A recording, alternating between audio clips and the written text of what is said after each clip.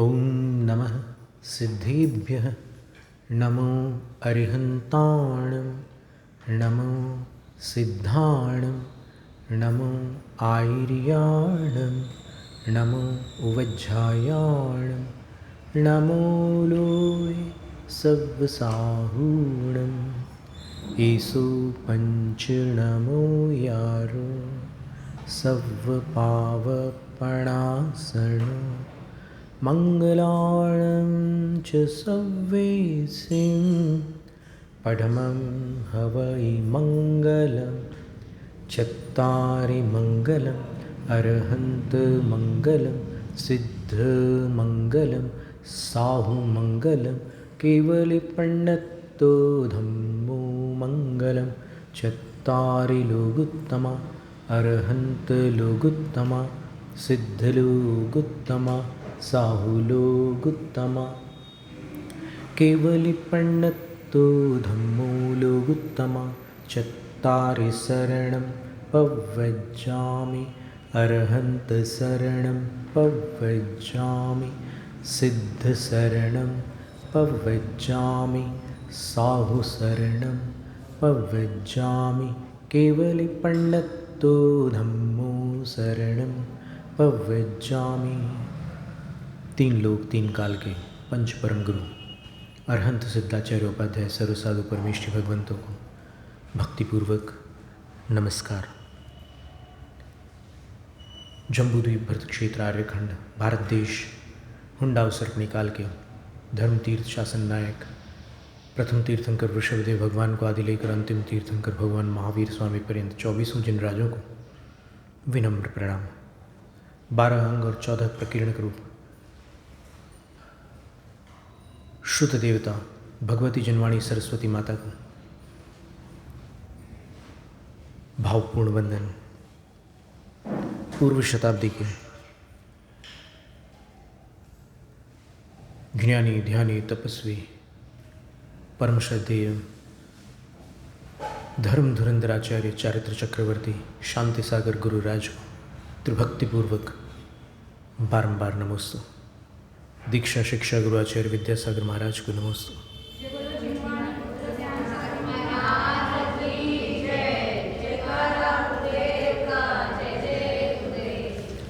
स्वात्मस्थितः सर्वगतः समस्त व्यापारवेदी विनिवृत्तसंगः प्रवृद्धकालोऽप्यजरो वरेण्यः पायादपायात् पुरुषः पुराणः परैरचिन्त्यं युगभारमेकः स्तोतुं वहन् योगिभिरप्यशक्यः स्तुत्योद्यमेऽसौ वृषभो न भानुः किमप्रवेशे विशति प्रदीपः तत्याज शक्रः शकनाभिमानं नाहं त्यजामिस्तवनानुबन्धम् स्वल्पेन बोधेन ततोऽधिकार्थं वातायनेनैव निरूपयामि तं विश्वदृष्ट्वा सकलैरदृश्यो विद्वानशेषं निखिलैरवेद्यः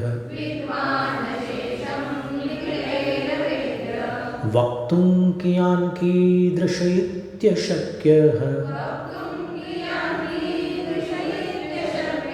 स्तुतिस्ततो शक्तिकथा तवास्तु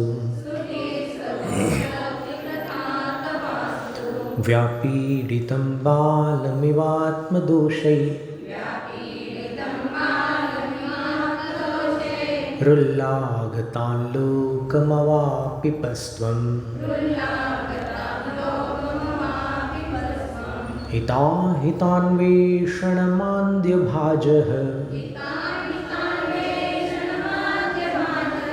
सर्वस्य जन्तोरसि बालवैद्यः दाता न हर्ता दिवसं विवस्वा नद्यश्वैत्यच्युतदर्शिताशः सव्याजमेवं गमयत्यशक्तः क्षणेन दत्सेऽभिमतन्नताय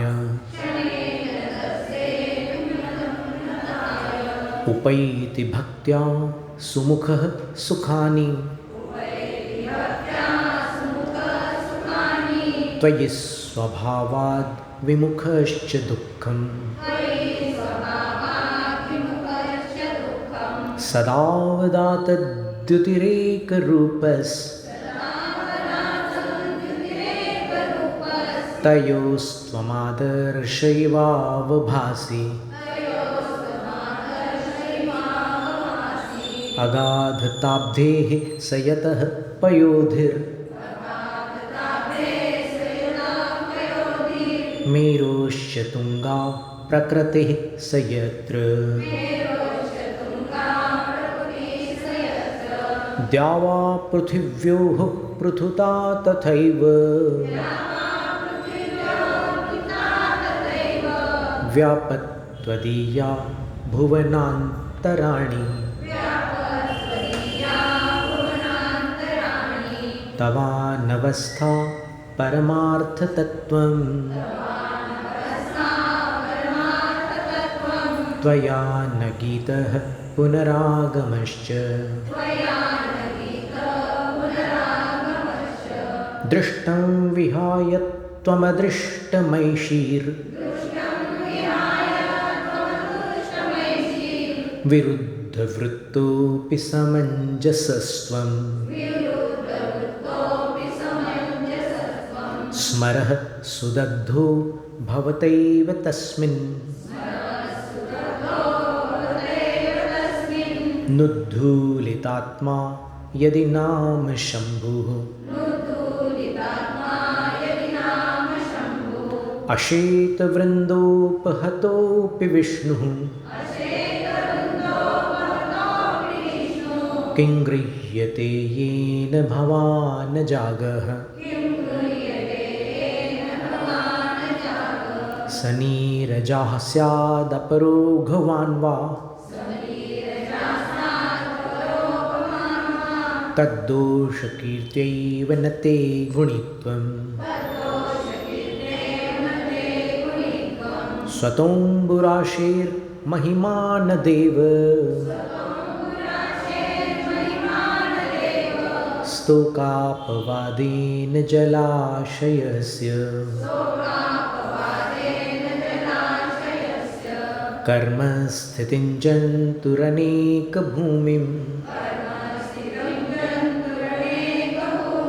नयत्यमुंसा च परस्परस्य तन्नेतृभावं हि तयोर्भवाब्धौ जिनेन्द्रनौनाविकयोरिवाख्यः सुखाय दुःखानि गुणाय दोषान् धर्माय पापानि समाचरन्ति तैलाय बालाः सिकता समूहम् निपीडयन्ति स्फुटमत्वदीयाः विषापहारं मणिमौषधानि मन्त्रं समुद्दिश्य रसायनं च भ्राम्यन्त्यहो न त्वमिति स्मरन्ति पर्यायनामानि तवैव तानि चित्तेन किञ्चित् कृतवानसि त्वं देवः कृतश्चेतसि येन सर्वं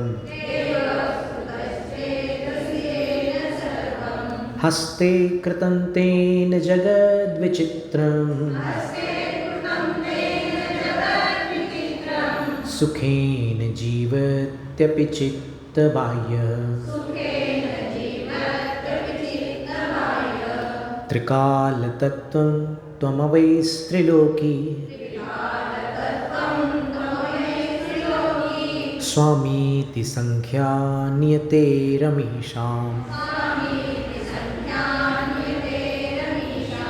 बोधाधिपत्यं प्रति न भविष्यन्स्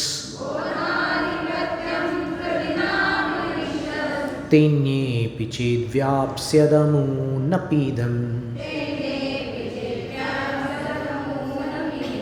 वाह, अब आने लगा आपको। तेन्येऽपि चेद्व्याप्स्यदमूनपीदम्।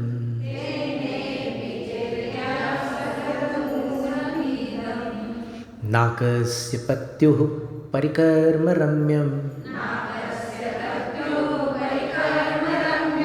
नागम्य रूपस्य तवोपकारी तस्यैव हेतुः स्वसुखस्य भानो हृद्बिभ्रतश्छत्रमिवादरेण कोपेक्षकस्त्वं क्व सुखोपदेशः सचेत् किमिच्छा प्रतिकूलवादः क्वासौ क्व वा सर्वजगत्प्रियत्वम् तन्नो यथा तथ्यमवेविचन्ते तुङ्गात् फलं यत् तदकिञ्चनाच्च प्राप्यं समृद्धान्न धनेश्वरादेः निरम्भसोऽप्युच्चतमादिवाद्रेर् नैकापि निर्यातिधुनी पयोधेः त्रैलोक्यसेवा नियमाय दण्डम् दध्रे यदिन्द्रो विनयेन तस्य तत्प्रातिहार्यं भवतः कुतस्त्यं तत्कर्मयोगाद्यदि वा तवास्तु श्रिया परं पश्यति साधुनिस्वः श्रीमान्न कश्चित् कृपणं त्वदन्यः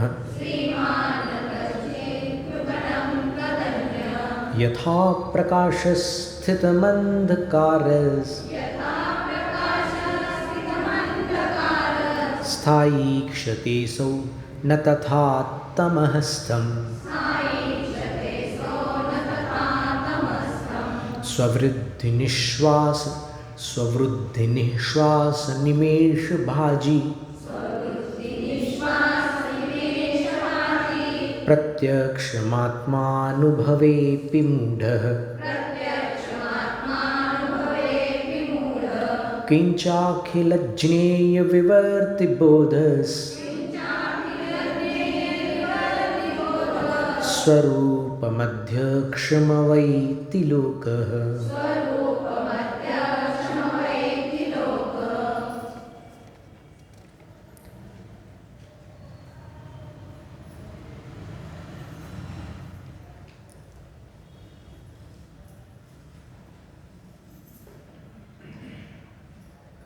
तस्यात्मजस् तस्य पितेति देव त्वां येव गायन्ति कुलं प्रकाश्य तेद्यापि नन्वाश्मनमित्यवश्यं पाणौ कृतं हेम पुनस्त्यजन्ति।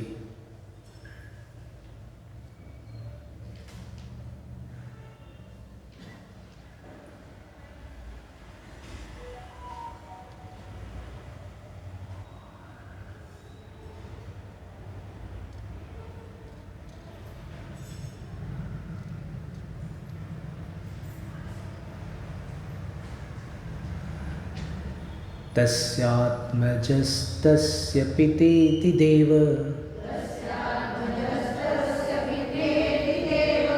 त्वां येव गायन्ति कुलं प्रकाश्य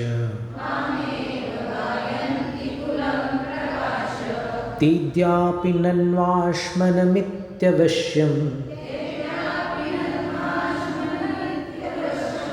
पाणौ कृतं हेम पुनस्त्यजन्ति।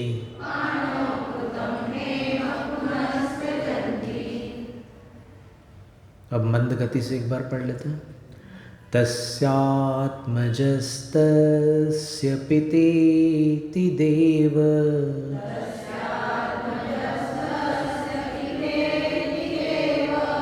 त्वां येव गायन्ति कुलं प्रकाश्य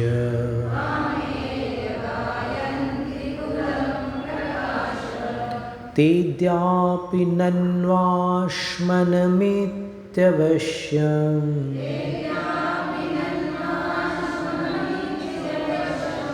पाणौ कृतं हेम पुनस्त्यजन्ति।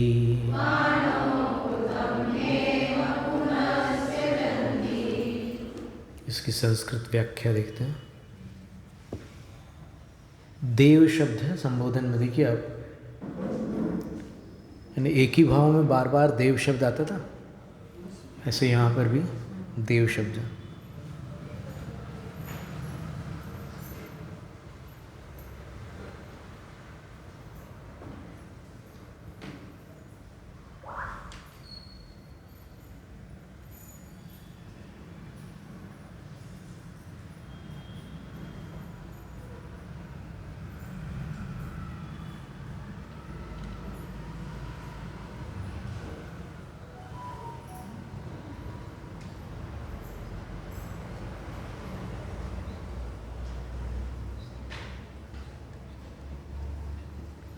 भो देव, हे परमाराध्य आदिश्वर प्रभु, ये लोकास, जो लोग त्वां भगवंतम अवगायन्ते, आप भगवान हैं फिर भी आपका अवगायन करते हैं, यानी एक प्रकार से वो आपके ऐसा गुणगान कर रहे हैं कि जिससे आपकी भगवत्ता का गुणगान न हो करके आपके कुटुंबी जनों का एक प्रकार से स्मरण हो रहा है। और किं कृत्वा तस्य श्री नाभेरात्मजः पुनस्तस्य श्री भरत चक्रवर्तिनः पितेत्यमुना प्रकारेण कुलं प्रकाश प्रकटीकृत। आपके कुटुंब की स्तुति कर रहे हैं वो, जो ये कहते हैं कि आप उन प्रसिद्ध अंतिम कुलकर 14वें कुलकर नाभिराय के पुत्र थे और उन प्रसिद्ध प्रथम चक्रवर्ती के पिता थे। इस प्रकार जो लोग आपकी स्तुति करते हैं वो एक प्रकार से आपका गुणगान न करके आपके कुटुंब का गुणगान करते हैं।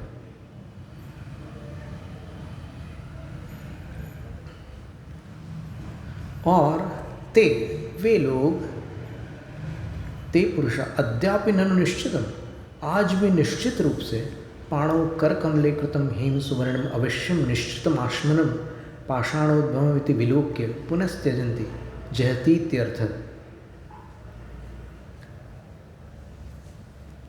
वो अपने हाथ में आए हुए स्वर्ण को, ये तो पत्थर से उत्पन्न हुआ है, ऐसा मान करके छोड़ देते हैं। यानी जो आपके कुटुंब को लेकर के आपका परिचय प्रस्तुत करते हैं कि वो अंतिम कुलकर के पुत्र थे, प्रथम चक्रवर्ती के पिता थे, वो आप पर केंद्रित नहीं हो पा रहे हैं, वो आपको वहाँ से जोड़कर प्रस्तुत कर रहे हैं। तो ये तो एक प्रकार से आपका अवगायन हुआ, गुणगायन नहीं हुआ। यानी वो बड़े हो गए कुटुंब वाले और आप उनके कारण प्रसिद्धि को प्राप्त हो रहा है, उनके कारण आपका यहाँ पर वर्णन हो पा रहा है, उनके बिना आपका वर्णन नहीं हो रहा था। तो ये ऐसी बात हो गई कि जैसे पत्थर से सोना निकला और सोने को वापस पत्थर समझने लग गए और छोड़ दिया कि अरे ये तो पत्थर ही है। तो भगवान कहाँ से आए इसको छोड़ो, वो जहाँ से भी आए हों आज क्या है वो देखो।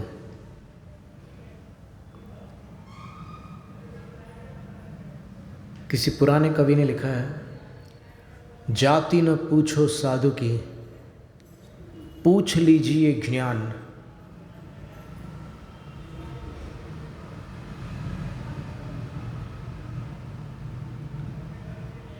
फिर उसके बाद वाले भी कोई अच्छी पंक्ति है,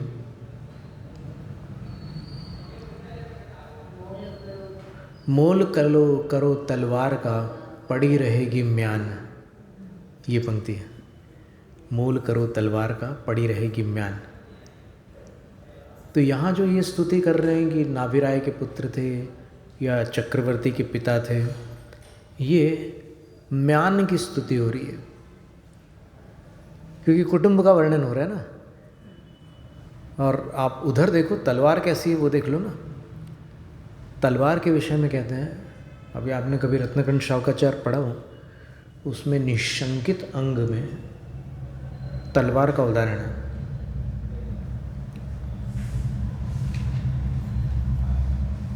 वहाँ क्या कहा है उन्होंने,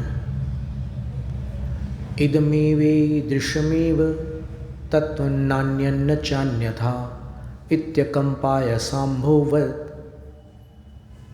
सन्मार्गे संशयारुचि। बहुत रहस्यपूर्ण बात है ये। पंडित जगनमोहन लाल जी से हमने समझा था कि इसका सही अर्थ क्या है। तो ऐसा था कि तत्वम जिनेंद्र भगवान का स्वरूप, शास्त्र का स्वरूप और गुरु का स्वरूप इदमेव यही है, जो उससे पूर्व की कारिकाओं में बताया जा चुका है। ईदृशमेव ऐसा ही है, यही है और ऐसा ही है। न चान्यत न च अन्यथा, अन्य नहीं है और अन्य प्रकार का नहीं है। देवशास्त्र गुरु का स्वरूप यही है, ऐसा ही है, अन्य नहीं है, अन्य प्रकार का नहीं है। इति ऐसी अकंपाय सांभोवत्, निष्कंप तलवार पर चढ़े हुए पानी जैसी रुचि ही यानी श्रद्धा, सन्मार्गे असंशया, सन्मार्ग पर संशय नहीं करती। अर्थात आगम में जो श्रावक और मुनि धर्म का वर्णन है उस पर कभी भी संदेह नहीं होता। ये निशंकित अंग है। अब ये तलवार पर चढ़ा हुआ पानी क्या वस्तु है? तो जो तलवार बनती है, कहीं कहीं पर तलवार बनाई जाती है। महाराष्ट्र में तलेगांव नाम की एक जगह है, वहाँ तलवारें बनती हैं। तले और तलवार नाम थोड़ा सा मैचिंग है। ये अमरावती से जब इस तरफ जाते हैं नागपुर की तरफ, तब कहीं वो स्थान आता है तो वहाँ पर तलवारें बनती है। तो क्या करते हैं तलवार बनाने के लिए, वो लोहे को बहुत गर्म करना पड़ता है और फिर उसको घन के प्रहार से हथौड़े से कूटा जाता है और उसके बाद फिर उसका एक आकार तैयार हो जाता है। एक तरफा तलवार होती है, एक तरफ उसकी धार होती है, दूसरी तरफ नहीं होती। और दूसरी तलवार जो है दुधारा तलवार होती है, दोनों तरफ धार वाली तलवार होती है। और वो तलवार जो है अब स्टील से बनती है, कास्ट आयरन से बनती है, जिससे भी बनती होगी, लेकिन तलवारें भी टूट जाती हैं। पर वो टूटने वाला लोहा जो होता है उसको पिग आयरन बोलते हैं। पिग आयरन वहाँ पर मेटलर्जी की भाषा में, धातु शास्त्रियों की भाषा में। वो जो तलवार होती है उसको तपाने के बाद वो जो तलवार बनाने वाला है उसको ऐसे ऊपर की तरफ पकड़ता है और उसके ऊपर पानी चढ़ाता है। इधर एक जल का पात्र होता है, उसमें से ऐसे पानी चढ़ाता है तो तलवार पूरा गरम गरम लाल लाल है तलवार, वो पूरे पानी को खींच लेती है। तो जितना अधिक पानी चढ़ जाए तलवार पर वो उतनी मूल्यवान तलवार होती है, क्योंकि अधिक पानी चढ़ी हुई तलवार उतनी ज़्यादा सशक्त होती है। और ये नहीं कहते कि तलवार की धार तेज है, तलवार पर पानी ज़्यादा चढ़ा हुआ है, ये बोलते हैं। तो तलवार टूट जाएगी लेकिन ब्लंट नहीं होगी, उसकी धार कमज़ोर नहीं पड़ेगी, पानी चढ़ा हुआ है। तो उस धार के समान जो श्रद्धा है देवशास्त्र गुरु के स्वरूप के प्रति, सम्यक दृष्टि के हृदय में वो अकंप रहती है। कैसा उदाहरण आचार्य समंतभद्र महाराज ने निकाला, और एकदम सटीक उदाहरण है कि तलवार टूट सकती है लेकिन उसकी धार खराब नहीं हो सकती। ऐसे ही चाकू भी होते हैं, चाकुओं के लिए भी बहुत सारा वो किया जाता है। अब तो खैर सब बहुत एडवांस टेक्नोलॉजी आ गई। अब तो धनुष देखो तो ऐसी टेक्नोलॉजी है उसमें कि आप आश्चर्यचकित हो जाओ। आपको लगेगा कि उस टाइम चौथे काल में कैसे होता होगा और आज कैसे धनुष। ये जो आर्चरी प्रतियोगिता होती है ना, उसमें आप धनुष को देखिए, कितने सारे स्प्रिंग्स और कितने सारे उसमें सिस्टम्स होते हैं, कैसे कैसे वो फिट होता है उसका जो बाण है, और कैसे वो निशाने पर लगता है। सारी चीज़ें एकदम एडवांस हो गई टेक्नोलॉजी। यद्यपि युद्ध में उसका प्रयोग नहीं करते, पर फिर क्यों, युद्ध के लिए दूसरे औजार आ चुके हैं। तो इतनी अटूट अडिग श्रद्धा सम्यक दृष्टि की होती है। लेकिन यदि उस सम्यक दर्शन में सम्यक तो प्रकृति का उदय होता है, ये तो सामान्य वर्णन था सम्यक दर्शन का, निशंकित अंग का। तो सम्यक प्रकृति के उदय से सम्यक दर्शन में 3 दोष लगते हैं: चल दोष, मल दोष और अगाढ़ दोष। चल दोष का उदाहरण दिया है कि शांतिनाथ भगवान शांति के कर्ता हैं, पार्श्वनाथ भगवान विघ्नों के हरता हैं। ये थोड़ा इस तरह से झुकाव हो गया श्रद्धा का। वो मिथ्यात्व तो नहीं हुआ, लेकिन थोड़ा सा उस तरफ झुकाव है कि पार्श्वनाथ भगवान विघ्नों के हरता। अगर हमारे जीवन में विघ्न अधिक आ रहे हैं तो हम उनकी भक्ति करेंगे, विघ्न समाप्त हो जाएंगे। और हमारे जीवन में अगर अशांति अधिक है तो शांतिनाथ भगवान की भक्ति करने से अशांति दूर होगी। ये सम्यक दर्शन के ही अंतर्गत है। लेकिन मल है, ये चल है, इसको चल कहा है। फिर अब चल के अंतर्गत और भी कुछ हो सकता है। अभी जैसे आजकल कुछ लोग कहते हैं ना कि मुनि सुव्रतनाथ भगवान की आराधना शनि का दोष निवारण करने के लिए की जाती है, तो वो मिथ्यात्व है। तो एक बात ध्यान में रखना कि अभी ज़्यादा मिथ्यात्व का उच्चारण मत करो। अभी तुम्हारे अंदर क्या है उसका कोई ठिकाना नहीं है। बहुत ज़्यादा चतुराई करना अच्छी बात नहीं है। हो सकता है वो चल हो, एक तीर्थंकर के प्रति एक विशेष प्रकार की श्रद्धा होना, इन दो उदाहरणों से तो चल सिद्ध हो रहा है, मिथ्यात्व तो सिद्ध नहीं हो रहा है। क्या वो दूसरे तीर्थंकरों को अमान्य कर रहा है? कदापि नहीं। उसकी पूरी श्रद्धा है 2400 तीर्थंकरों पर, लेकिन कुछ उसको ऐसी समस्या आ गई है। तो समस्या में क्या होता है कि कई बार समस्या में तर्क वितर्क विवेक ये सब ज़्यादा काम नहीं करते। अगर किसी का एक्सीडेंट हो जाए तो फिर क्या कभी वो ये सोचता है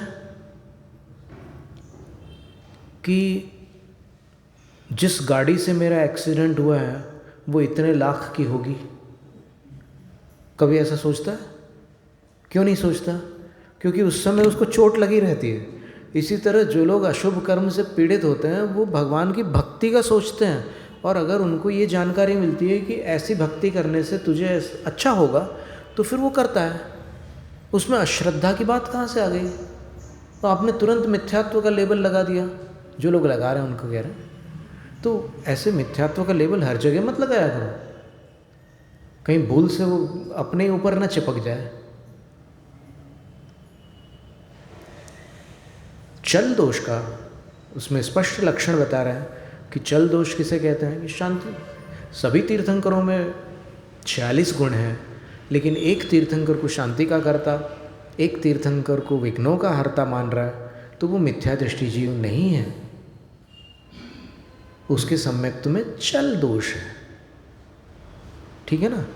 तो इसी तरह अगर कोई वासुपूज्य भगवान को मंगल दोष का निवारक माने, मुनीश्वरत भगवान को शनि दोष का निवारक माने, पुष्पदंत भगवान को शुक्र दोष का निवारक माने, चंद्रप्र भगवान को चंद्र दोष का निवारक माने, तो उस समय आप तत्काल मिथ्या दृष्टि नहीं कह सकते किसी को। आप उसके तत्व श्रद्धान की परीक्षा करके देखिए, उसकी श्रद्धा को आप देखिए। 8 लक्षण बताए हैं अष्टपाउड़ ग्रंथ में, सम्यक दृष्टि को पहचानने के 8 चिन्ह बताए। उन चिन्हों को आप देखिए। आप किसी भी चेष्टा के आधार पर किसी को सम्यक दृष्टि या मिथ्या दृष्टि कैसे सिद्ध कर दोगे?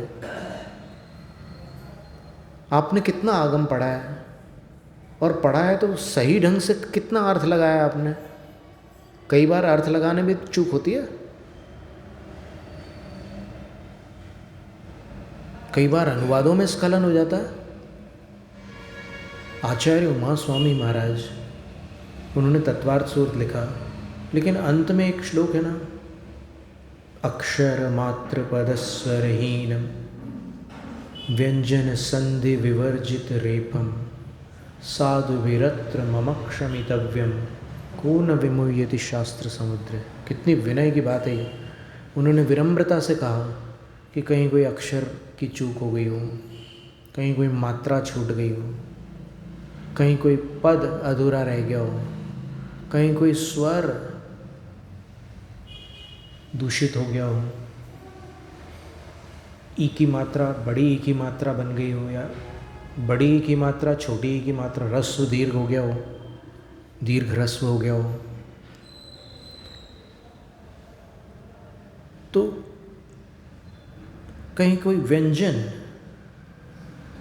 संधि, व्यंजन संधि में कहीं चूक हुई हो। व्यंजन संधि होती है तो उसमें व्यंजनों को जब मिलाते हैं तब कुछ नियम होते हैं उसके मिलाने के। जैसे सम्यक शब्द है, ठीक है, क व्यंजन है, लेकिन उसके सामने जब चारित्र आता है और उसको अपन जोड़ते हैं तो क्या बनता है? बोलो। सम्यक चारित्र, सीधा सीधा बनता है। और जब दर्शन शब्द आता है तब क्या बनता है? वो क कहाँ चला जाता है?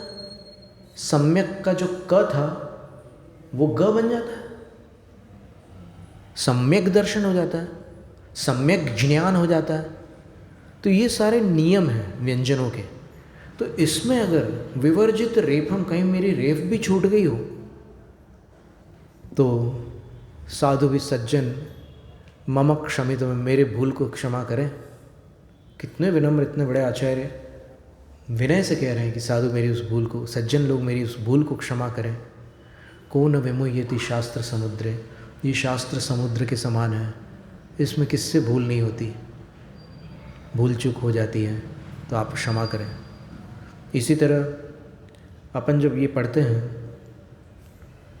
शास्त्र पठन में, स्तोत्र पठन में मेरे द्वारा यदि जो कहीं कहीं प्रमाद से कुछ अर्थ, वाक्य, पद, मात्रा छूट गई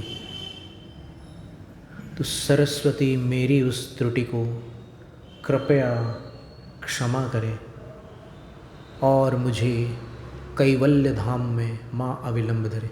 देखो, क्षमा मांग रहा है लेकिन मांगने वाला मंद बुद्धि नहीं है, वो साथ में ये भी मांग रहा है कि माँ तुम मुझे क्षमा करो और मुझे केवली बना दो, फिर मेरे से गलती नहीं होगी, कभी भूल चूक नहीं होगी, तो मुझे केवली बना दो।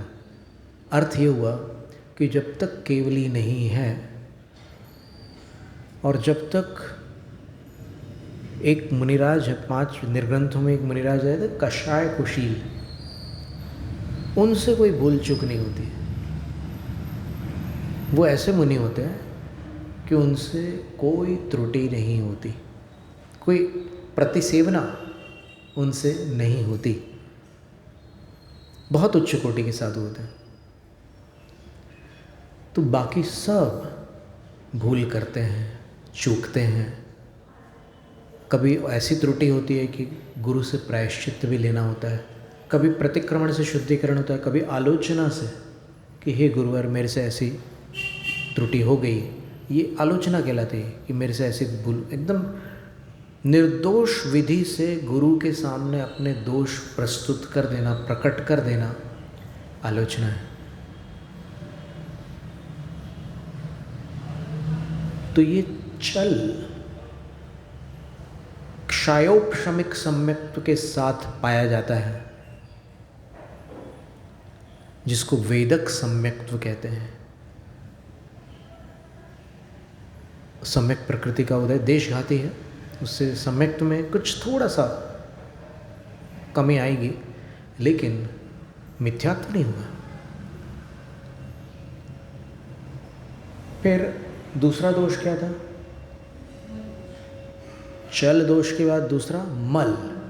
मल का अर्थ होता है अतिचार। कौन से अतिचार?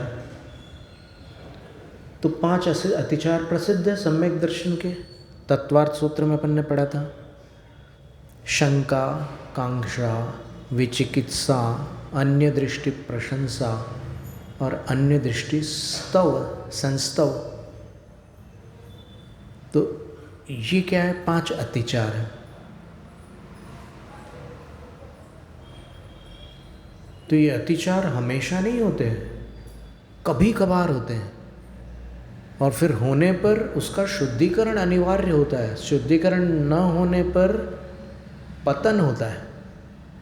अगर अतिचार हो, दोष हो जाए और आप प्रायश्चित न करो तो फिर आप पतित हो जाएंगे, गिर जाएंगे, फिर आप उस भूमिका में संभल नहीं पाएंगे। तो सम्यक दृष्टि को लगने वाले ये अतिचार है। सम्यक दर्शन और नियम से ये अतिचार क्षयोपशमिक सम्यक दृष्टि को लगते हैं। क्षयिक सम्यक दर्शन में कोई अतिचार नहीं होता, औपशमिक में भी कोई अतिचार नहीं होता। दोनों में समान रूप से निर्मलता रहती है। काल में भेद है, विशुद्धि में भी किंचित भेद है, परंतु निर्दोषता दोनों में समान है। ये तीनों प्रकार के दोष उनमें नहीं है, क्योंकि ये दोष सम्यक्त प्रकृति के उदय से होते हैं। तो उदय उनको नहीं है, तो उनको दोष कैसे हो सकता है? तो चल मल। अब ये एक बार फिर से सुन लो कि शंका, शंका का अर्थ होता है संदेह। अब संदेह कैसे होगा कि अब जैसे कई शास्त्रों में 2 कथन आते हैं ना, जैसे उत्तर पुराण में लिखा है कि सीता रावण की पुत्री, मंदोदरी उनकी माँ थी सीता जी की, और पद्म पुराण में लिखा है कि राजा जनक की पुत्री थी, विदेहा उनकी माँ थी। तो ये दो कथन हैं। अब इनमें से आप किसी एक कथन को पसंद करने लग गए और दूसरे कथन को आप शंका की दृष्टि से देख रहे हैं। मुझे नहीं लगता कि ये सही है। तो ये जो आपके अंदर शंका आ गई, ऐसे प्रसंग पर पूर्वाचार्यों का निर्देश है कि जब आपके पास निर्णय करने का साधन न हो तब आप संग्रह करो।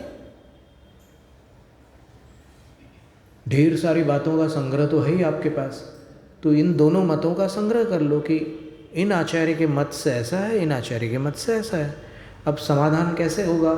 तो सब्र रखो, ऐसा पुरुषार्थ करो कि जल्दी से जल्दी केवली और शुद्ध केवली का सानिध्य मिल जाए, और वहाँ पूछ लेना कि ये है या वो है, वो बता देंगे, वो तो एक ही बात करेंगे ना। ये तो काल के प्रभाव से ऐसा इतनी शताब्दियाँ निकल गई और फिर बल, बुद्धि, आयु आदि सब धीरे धीरे कम होते चले गए, तो इसमें ये सब चूक आ गई है। पर आप अगर ये निर्णय करते हैं कि ये गलत है और वो सही निकला, तो समस्या खड़ी होगी कि नहीं? यानी आप सही को गलत मान बैठे तो कितनी बड़ी गलती हो जाएगी। तो ये इसलिए शंका नाम का अतिचार है, और ये जब भी लगे तो उसका प्रायश्चित आवश्यक है। फिर दूसरा है कांक्षा। कांक्षा, सम्यक दृष्टि में कांक्षा तो होती है, पर धर्म को लेकर के कांक्षा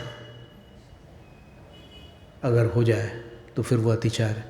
कांक्षा तो सामान्य रूप से सभी में होती है कि हमारा बच्चा डॉक्टर बने, हमारे यहाँ ऐसी समृद्धि हो, हमारे यहाँ सुख हो, हमारे यहाँ शांति हो। सब लोग चाहते हैं, कौन नहीं चाहते?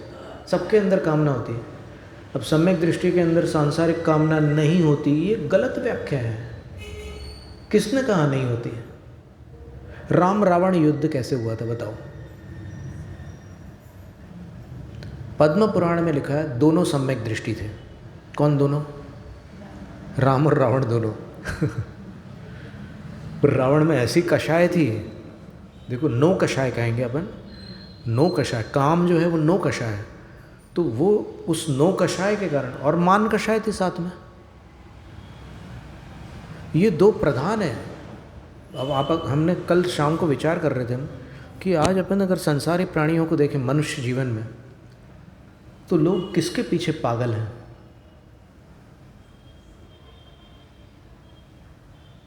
आप क्रोध, मान, माया, लोभ में देखो आप, तो फिर मान को ठेस कोई नहीं सहन कर सकता। बाकी सारी चीज़ें जैसे तैसे निभा लेते हैं लोग, लेकिन मान बड़ी चीज़ होती है। मानव अगर मान को जीत ले तो महामानव बन जाए। और इधर नौकशाओं में देखो तो हास्य, रति, अरति, शोक, भय, जुगुप्सा ये समय समय पर होते हैं, लेकिन काम के कारण तूफान खड़े हो जाते हैं। लोग आत्महत्या कर डालते हैं, लोग क्या क्या नहीं कर डालते, सारे पागलपन कामी मनुष्य कर डालते हैं। इसलिए मान और काम ये बहुत खतरनाक है दोनों। पर मोक्ष का मार्ग जो है उसमें जो निर्देश है उसके अनुसार चलते रहने से इन सब पर विजय प्राप्त होती है। मान पर विजय प्राप्त करना बहुत बड़ी बात है। एक दोहा लिखा है किसी बुद्धिमान कवि ने, कंचन तजना सरल है, सहज त्रिया का नेह, मान बढ़ाई ईर्षा, दुर्लभ तजनी जेह। यानी कंचन का त्याग करना सहज, वैराग्य होता है तो फिर धन वैभव रुचता ही नहीं है, त्याग कर देते हैं। और सहज त्रिया का नाम, स्त्री के स्नेह को भी त्याग देते हैं लोग, दीक्षा के समय सब छोड़ देते हैं, लेकिन मान, बड़ाई और ईर्ष्या, इनका त्याग दुर्लभ होता है।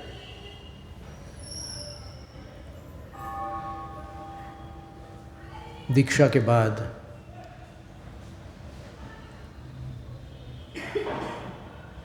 ये चीज़ें सताती हैं कि मैं यहाँ गया हूँ, मैं कुछ ऐसा करके जाऊँ कि लोग मेरा नाम ना भूलें। तो ये जो कामना है, नाम की कामना, अगर तत्व दृष्टि से अपन देखें तो ये नाम सिर्फ काम चलाने के लिए था। व्यावहारिक जगत में नाम के बिना काम नहीं चलता, इसलिए ये नाम था। ये नाम इस भाव के लिए है, और ये भाव मेरी सीमा नहीं है। मैं तो इससे पहले भी था, इसके बाद भी रहने वाला हूँ। तो फिर इस भाव के इस नामकरण से इतनी प्रीति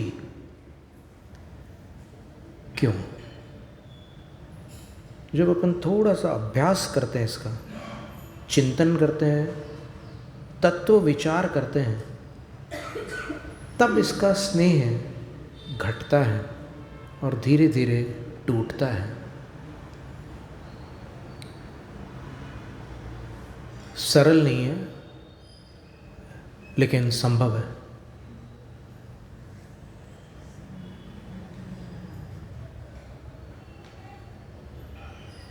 कुछ समय पूर्व हमने एक दोहा लिखा था,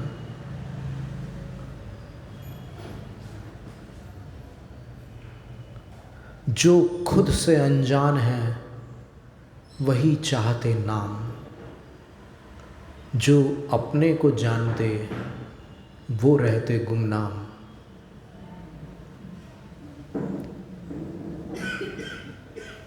बहुत खतरनाक चीज़ है ये।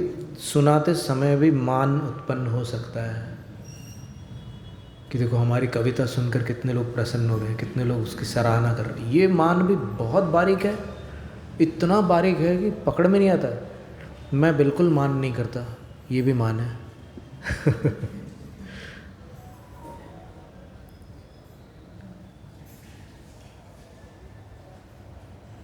तो कांक्षा, ये भी अतिचार। धर्म के बदले कांक्षा कर रहे हैं तो अतिचार हो गया। फिर विचिकित्सा, साधुओं के शरीर पर धूल जमी है। किसी के मन में विचार आता है कि आज रात को वैयावृत्ति के समय मैं पूरी अलग कर दूंगा, महाराज का शरीर चमक उठेगा।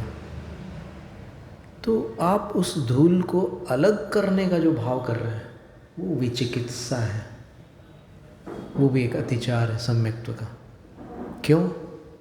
क्योंकि उत्तम संयम धर्म में जो 8 शुद्धियाँ बताई हैं, उन 8 शुद्धियों में साधु के शरीर पर जमी हुई धूल भी उनकी काय शुद्धि है। गृहस्थ के शरीर पर धूल जम जाए तो काय अशुद्धि है, साधु के शरीर पर धूल जमी हो तो वो काय शुद्धि है। इसलिए दोनों की राह अलग अलग है। लौकिक मार्ग उल्टी दिशा में जाता है और साधना मार्ग उससे उल्टी दिशा में जाता है।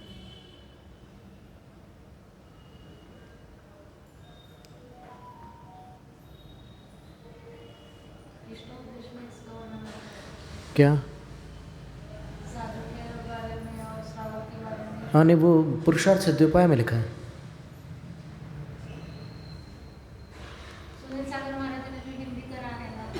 कौन सा? तो उसमें हो सकता है उन्होंने उद्धृत किया हो पुरुषार्थ सिद्ध्योपाय से। लिखा तो पुरुषार्थ सिद्ध्योपाय में ही है वो श्लोक, वो काव्य।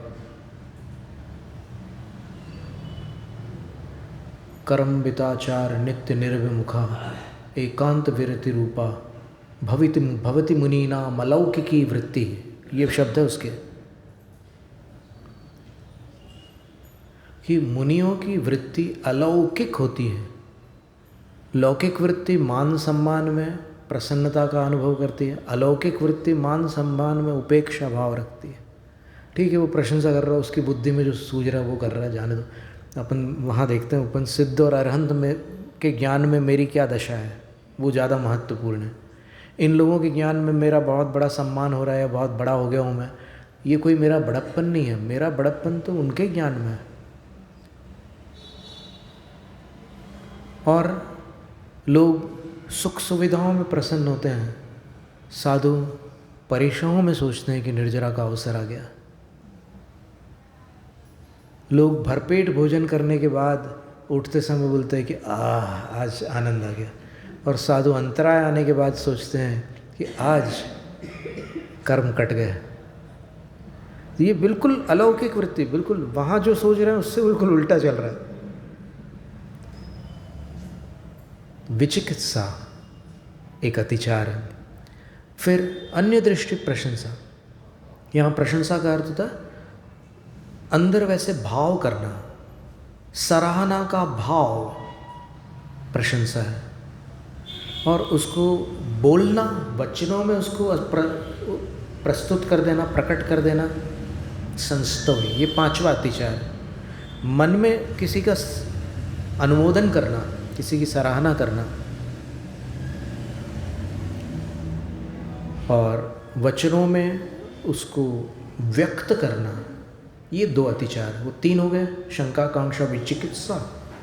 फिर प्रशंसा और संस्तव, ये पांच अतिचार है। इनको मल कहते हैं। तो चल क्या हुआ?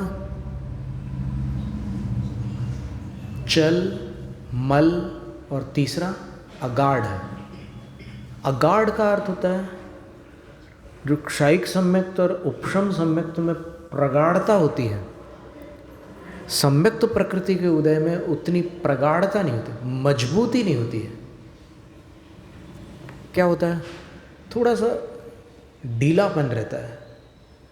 उदाहरण उन्होंने दिया कि वृद्ध के हाथ में यष्टिवत कोई लकड़ी है, उस लाठी को टेकते हुए वृद्ध चल रहे हैं। कोई दादाजी हैं, उनके हाथ कांपते भी, कई बार पार्किंसनिज्म होता है तो बुढ़ापे में शरीर कांपता है, सिर भी कांपता है, कभी कभी हाथ कांपते हैं, पैर भी कांपते हैं। तो वो जो कंपन है उसको उन्होंने अगाढ़ दोष के दृष्टांत के रूप में रखा। वो हाथ कांपता है लेकिन लाठी छूटती नहीं है।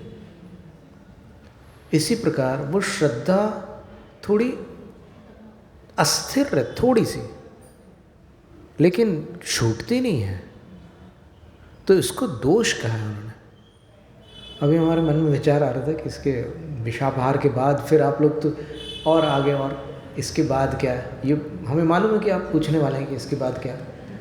तो हमारे मन में ऐसा भाव आ रहा था कि जैसे अभी अपन ने सम्यक दर्शन की बात की थोड़ी देर के लिए, और अपन ने 3 प्रकार के दोषों की चर्चा की, तो एक ऐसा फ्लीटिंग थॉट बोलते हैं, जैसे एक उड़ती हुई तरंग के समान हमन में सोचा था कि अपन 16 कारण भावनाओं का भी वर्णन कर सकते हैं इसके बाद में, क्योंकि अपन ने अब ये चौथा स्तोत्र है, फिर इसके बाद 16 कारण भावनाओं का भी रख सकते हैं या फिर और कुछ भी रख सकते हैं। आप लोग सोचना उसके बारे में, अभी हम इसके बारे में ज़्यादा वो नहीं करते, आपका निर्णय होगा। बहुत लोग चाहते हैं कि 16 कारण भावनाओं की थोड़ी शास्त्रोक्त जानकारी हो। व्याख्याएं तो बहुत लोगों ने की है, और कई लोगों ने कुछ आगम से भिन्न व्याख्याएं भी की हैं। अभी एक तर्क आया था कि तत्वार्थ सूत्र में केवली और शुद्ध केवली के पादमूल का कथन नहीं है तीर्थंकर प्रकृति के लिए। तो तत्वार्थ सूत्र के अनुसार तो हम आज भी तीर्थंकर प्रकृति का बंद कर सकते हैं। तो ये क्या है?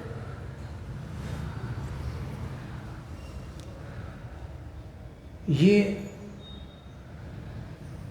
मनमाना अर्थ हो गया, क्योंकि इस अर्थ को लगाते समय आपने ये प्रमाणित किया कि जिन आचार्यों ने केवली और शुद्ध केवली के चरणों में तीर्थंकर प्रकृति को स्वीकृत किया है, उनसे तत्वार्थ सूत्र के रचनाकार उमा स्वामी आचार्य का मत अलग था, ये आपने निर्णय किया। आपको पता है कि तत्वार्थ सूत्र सूत्र ग्रंथ है, उसमें कई बातें अनुक्त है लेकिन ग्राह्य है।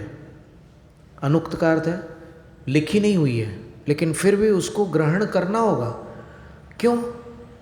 क्योंकि तत्वार्थ सूत्र की जो प्रथम टीका आज उपलब्ध है, पूज्यपाद आचार्य द्वारा विरचित सर्वार्थ सिद्धि, उसमें आचार्य महाराज ने कदम कदम पर लिखा है कि यहाँ पर जो अर्थ ग्रहण करना है वो आर्षा विरोधेन। आर्ष, आर्ष का अर्थ ऋषि परंपरा नहीं होता, ऋषि प्रणीत होता है। व्याकरण में देखना, ऋषि प्रणीतम आर्षम। तो पूर्वाचार्यों ने जो बात कही है उसका उल्लंघन ना करके तत्वार्थ सूत्र का अर्थ ग्रहण करना, ये कहा ना। तो फिर जो अन्य ग्रंथों में लिखा है, तिथ्यर्बंध पारंभया नरा केवली दुगंते, तीर्थंकर प्रकृति का बंध प्रारंभ करने वाले मनुष्य नर हो, नारी नहीं। और केवली दुगंते, केवली और शुद्ध केवली के अंते यानी समीप हो। और फिर वो 16 कारण भावना भाएंगे या कम भाएंगे। दर्शन विशुद्धि तो होनी ज़रूरी है, बाकी जो है वैकल्पिक है, तो वो तीर्थंकर प्रकृति के बंध का कारण हो सकती है। और 16 कारण भावना भाने वाले सारे के सारे तीर्थंकर प्रकृति का बंध नहीं करेंगे। जिनकी उस श्रेणी की विशुद्धि बनेगी वो ही कर पाएंगे। जैसे चित्रकला प्रतियोगिता में बहुत से लोग चित्र बनाते हैं, वही रंग होते हैं, वही कैनवास या पेपर दिया जाता है, ड्राइंग शीट दी जाती है और वही हॉल होता है, लेकिन पुरस्कार सबको नहीं मिलता। इसी प्रकार 16 कारण भावना भाने वालों में से किसी को तीर्थंकर प्रकृति का पुरस्कार मिलता है, क्योंकि वो विशुद्धि अति दुर्लभ है। और शास्त्रों के अनुसार अपन विचार करें तो असंख्यात जीवों में से एक जीव तीर्थंकर प्रकृति का बंध बांधता है। इस संपूर्ण लोक में कितना दुर्लभ है। तो जो 24 तीर्थंकर हैं वो संसार के दुर्लभ जीव हैं और वो अपने आराध्य हैं। कितने बड़े भाग्यशाली जीव हैं अपन कि अपने को ऐसे आराध्य मिले। वो आराध्य के कारण भाग्यशाली है। अपन भाग्यशाली है इसलिए आराध्य नहीं, वो आराध्य, उनको अपन ने आराध्य माना इसलिए भाग्यशाली है। तो अगाढ़ दोष ये है कि उसके हाथ कांप रहे हैं दादाजी के, वृद्ध मनुष्य के, लेकिन लाठी छूटती नहीं है उनकी। कभी कभी गिर भी जाते हैं, कभी लाठी हाथ से छूट जाती गिरने के बाद, और कभी कभी गिरने के बाद भी लाठी हाथ में रहती।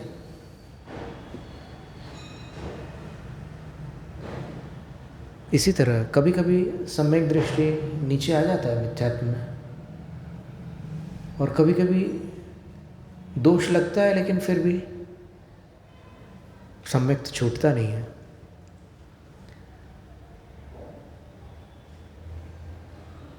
तो यहाँ पर 23वें काव्य में विशापहार स्तोत्र के अंदर ऋषभदेव भगवान की स्तुति में लिखा है,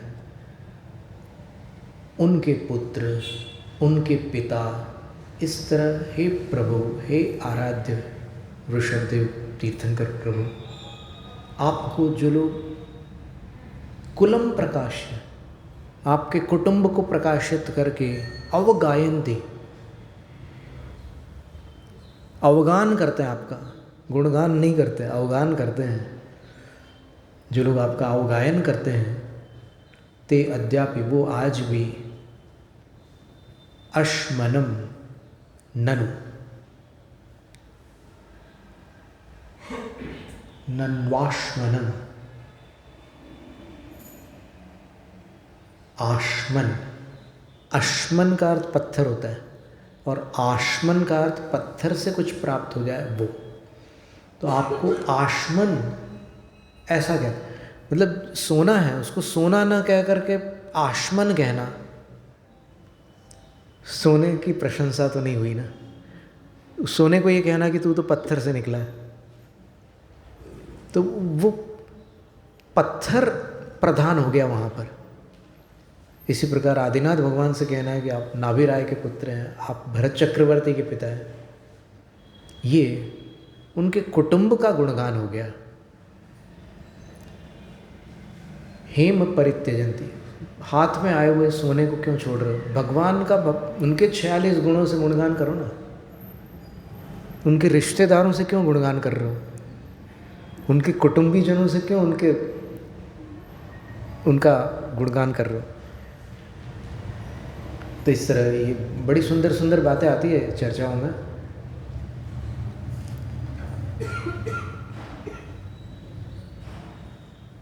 पाषाणोद्भवन्ति विलोक्य पुनस्त्यजन्ति जहति इत्यर्थः।